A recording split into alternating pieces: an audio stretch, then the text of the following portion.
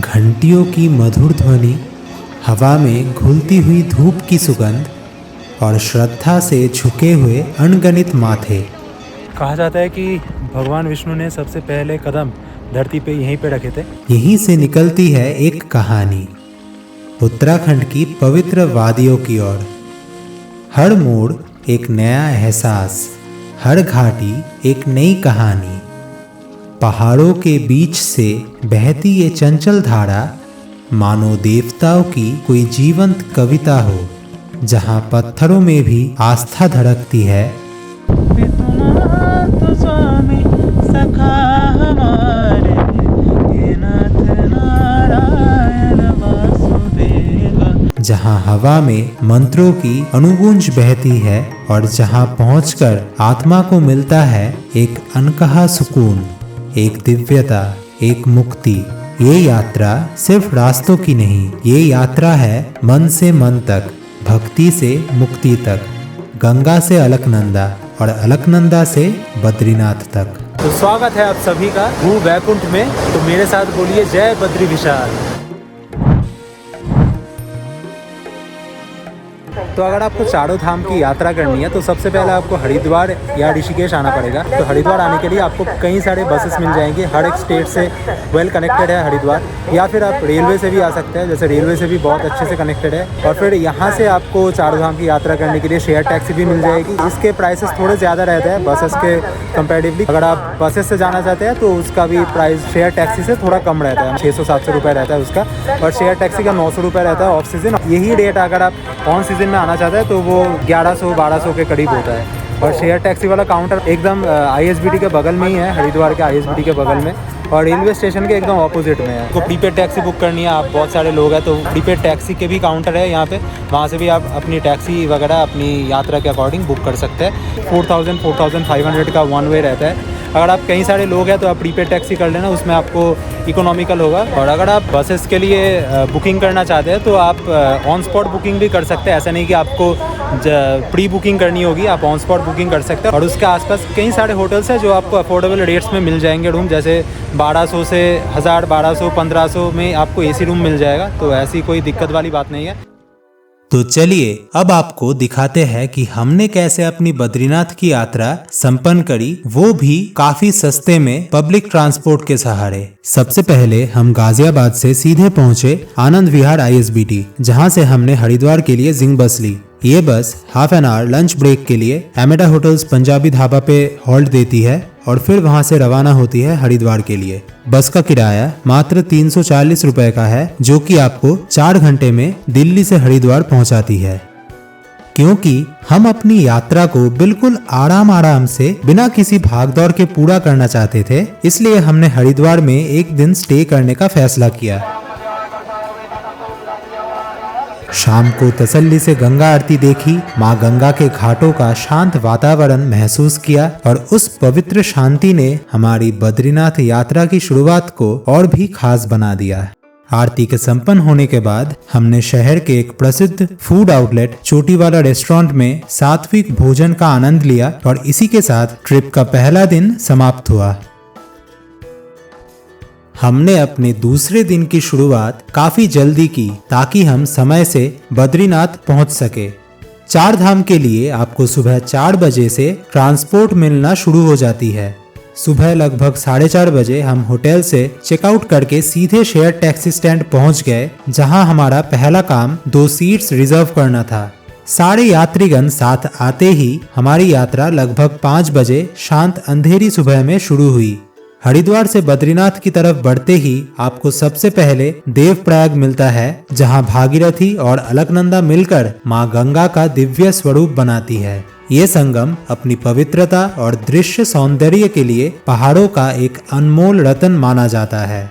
इसके बाद यात्रा श्रीनगर, धारी देवी, रुद्रप्रयाग और कर्णप्रयाग होते हुए आगे बढ़ती है। चमोली की सीमा में प्रवेश करते ही पहाड़ियाँ और ऊंची और हवा और अधिक शुद्ध महसूस होने लगती है।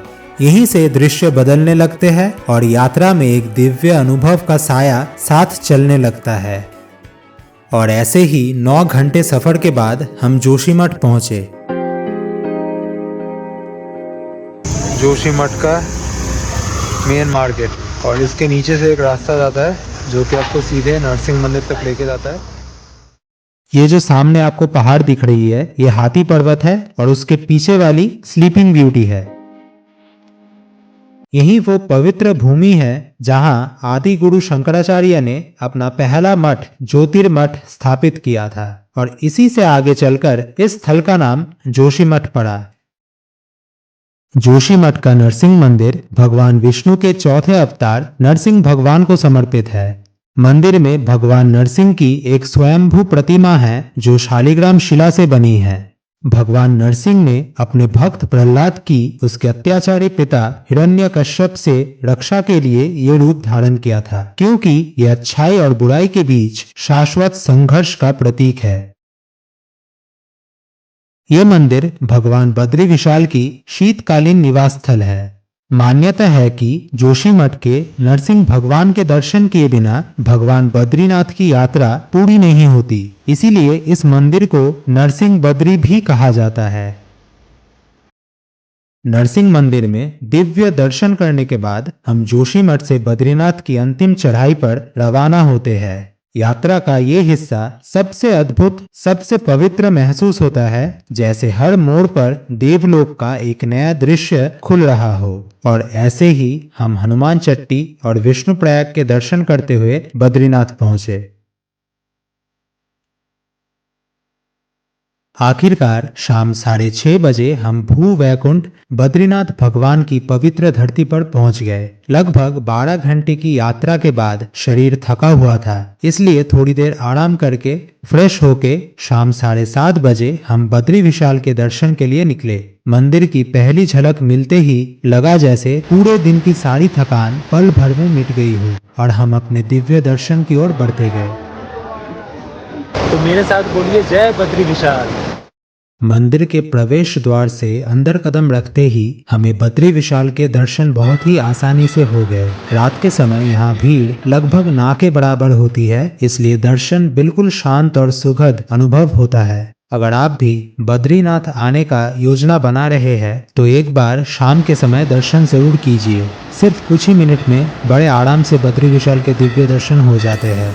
इस वक्त आप अपनी पूजा भी शांति से संपन्न करा सकते हैं। बद्री विशाल के कपाट सुबह 4 बजे से दोपहर 1 बजे तक और फिर शाम 4 बजे से रात 9 बजे तक यात्रीगणों के लिए खुला रहता है। सुबह सुबह हमारे होटल से ऐसा दृश्य देखने को मिल रहा है बद्रीनाथ में, और ऊपर पीक्स को देख के आपको लग ही रहा होगा कि कल रात को अच्छी खासी स्नोफॉल हुई है ऊपर।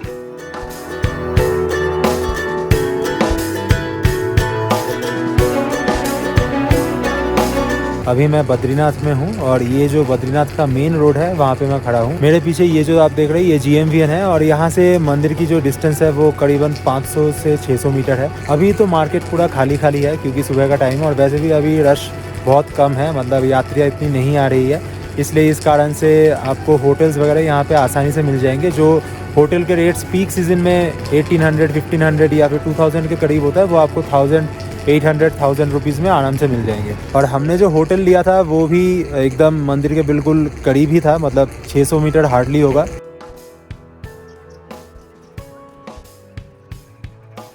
हम यहाँ तक जोशीमठ से पहुँचे थे। जोशीमठ से भी इजीली आपको 4-5 बजे तक शेयर कैब मिल जाएंगी। बसेस की टाइमिंग वहाँ पे मतलब अनसर्टेन है, आपको मिल भी सकती है नहीं भी मिल सकती है, लास्ट टाइमिंग का कोई फिक्स नहीं है वहाँ का। तो आप शेयर कैब से आ जाना, 4 से 4:30 बजे तक आपको आराम से लास्ट शेयर कैब मिल जाएंगी। जैसे कि मैंने आपको पहले बताया था कि हरिद्वार से जोशीमठ तक का जो टैक्सी फेयर है वो 900 पर पर्सन रहता है, और फिर जोशीमठ से आप शेयर कैब करके जब बद्रीनाथ आएंगे तो उसका फेयर 150 रुपये पर पर्सन रहता है, 150। तो आराम से आप अपनी यात्रा कर सकते हैं। आप मेरे पीछे देख रहे हैं ये जो लेन है यहीं पे उतारते हैं, ये मेन मार्केट एरिया है। यहाँ पे कई सारे होटल्स है, आपको अफोर्डेबल रेट्स में कई सारे होटल्स मिल जाएंगे। यहाँ के आसपास जैसे ब्रह्मकपल हो गया, चरण पादुका हो गई, ये सब भी आप दर्शन कर सकते हैं। वो आपको ऊपर दिख रहा है वो ग्लेशियर है एकदम, और वहाँ से देखिए सनराइज कैसे बीम कर रहा है। दिन की शुरुआत हमने एक बार फिर बद्री विशाल के दिव्य दर्शन से की। सुबह आरती का समय होने के कारण थोड़ी सी भीड़ जरूर थी, जिस वजह से दर्शन में लगभग आधा घंटा लग गया। सारे श्रद्धालु तप्त कुंड में स्नान करके बद्री विशाल के एक झलक पाने के लिए लाइन में लगे हुए थे, जो कि उनकी गहरी आस्था और भक्ति का एक सुंदर प्रतीक दर्शाती है। बद्रीनाथ धाम के दर्शन के बाद इसी श्रद्धा और शांति को साथ लिए हमने अपनी यात्रा चरण पादुका की ओर आगे बढ़ाई। अगर आप बद्रीनाथ मंदिर से चरण पादुका की ओर जाना चाहते हैं, जो कि भगवान विष्णु के चरण चिन्ह है, वहाँ पे आपको बद्रीनाथ मंदिर से थोड़ा सा ट्रैक करके जाना होगा। मतलब यही 2.5 से 3 किलोमीटर का ट्रैक है। मंदिर के साइड से ही एक रास्ता निकलता है, जो कच्चे वाले रास्ते होते हैं वैसे एक रास्ता है। गांव के अंदर से होते हुए जाता है ये रास्ता। थोड़ी बहुत चढ़ाई आपको करनी पड़ेगी, चढ़ाई करके आप चरण पादुका मंदिर तक पहुँच सकते हैं। तो अभी मैं वही ट्रैक कर रहा हूँ चरण पादुका मंदिर के लिए। थोड़ी बहुत खड़ी चढ़ाई तो है। एप्पल के पेड़ दिख रहे होंगे, ग्रीन कलर के एप्पल्स है, और ये है रेड कलर के एप्पल्स। ये जो नदी है ये ऋषि गंगा नदी है, जो नीलकंठ ग्लेशियर से आ रही है, जिस तरफ चरण पादुका है, और यही आगे जाके अलकनंदा में मिल जाती है। फिर वहां से अलकनंदा बहती हुई विष्णु प्रयाग में धौली गंगा से मिलती है।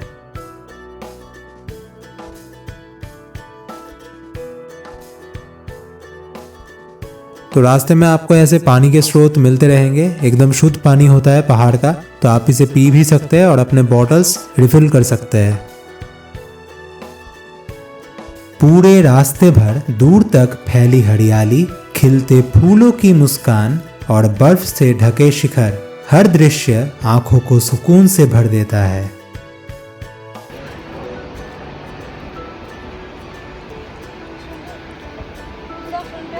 बद्रीनाथ से 800 मीटर ऊपर चरण पादुका जाने के रास्ते पे आपको ये हनुमान मंदिर दिखता है, और यहाँ से चरण पादुका रह जाता है 2 किलोमीटर।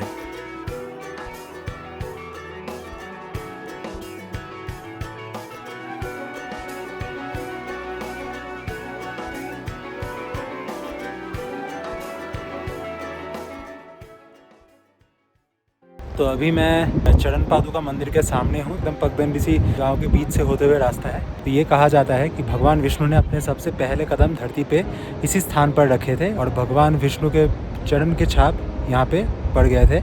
तो उसी स्थान को यहाँ पे पूजा जाता है, उसी चरण के चिन्ह को, छाप को यहाँ पे पूजा जाता है, और वही चरण पादुका मंदिर है। मेरे पीछे आप देख सकते हैं।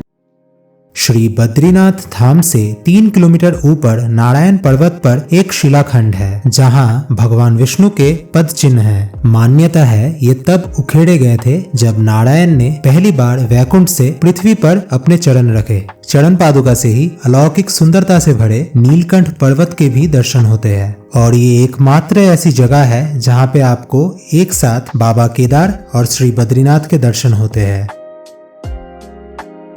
तो अभी मैं चरण पादुका मंदिर के एकदम सामने हूँ। यहाँ पे 2 चिन्ह हैं, एक विष्णु जी के है और एक शिव जी के है। विष्णु जी का जो चरण चिन्ह है वो बद्रीनाथ की तरफ है, जब वो बद्रीनाथ की तरफ आ रहे थे, और शिव जी का जो चरण चिन्ह है, चरण पादुका है, वो यहाँ से जाते हुए है। मतलब वो केदारनाथ की तरफ जब जा रहे थे वो साइन यहाँ पे बना हुआ है। और ठीक इसके बैक साइड में ही लक्ष्मी जी की चरण पादुका है, जो कि आप देख सकते हैं एक परिक्रमा लगाते हुए मंदिर की। आप यहाँ पे देख सकते हैं, यहाँ पे प्रसाद भी बांट रहे थे पंडित जी। तो आप जब भी बद्रीनाथ आइएगा तो इस जगह को विज़िट ज़रूर कीजिएगा, क्योंकि ये जगह बहुत कम लोग आते हैं। और आप जब भी यहाँ पे आएंगे तो यहाँ का प्रसाद पा के जाइएगा, क्योंकि ये एक बहुत पवित्र जगह है। और जैसे मेरे बैक साइड पे आप देख रहे हैं पूरा वैली व्यू आपको दिख रहा है, पूरा एकदम खुला वैली व्यू है। और ऐसे ही पूरा नीचे से बद्रीनाथ मंदिर से आप ट्रैक करते हुए आएंगे, ऐसे नज़ारों का आनंद लेते हुए आप आएंगे, चरण पादुका के दर्शन करेंगे, तो मुझे लगता है कि बहुत अच्छा लगेगा आपको। एक बार जब भी आप बद्रीनाथ विज़िट करें, चरण पादुका मंदिर को ज़रूर विज़िट करें।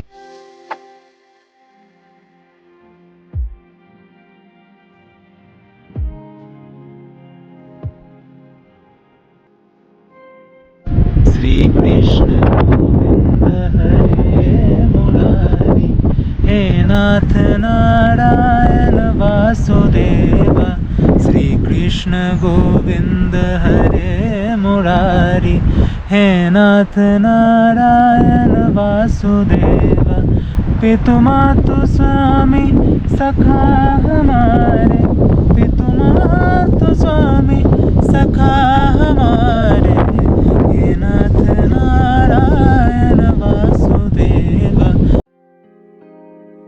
चरण पादुका के दर्शन के साथ ये यात्रा यही समाप्त होती है।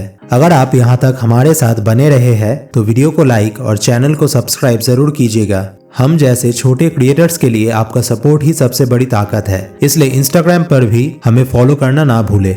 बहुत जल्द फिर मिलेंगे एक और नई यात्रा के साथ माँ सरस्वती के उद्गम स्थल की ओर। तब तक के लिए प्रणाम।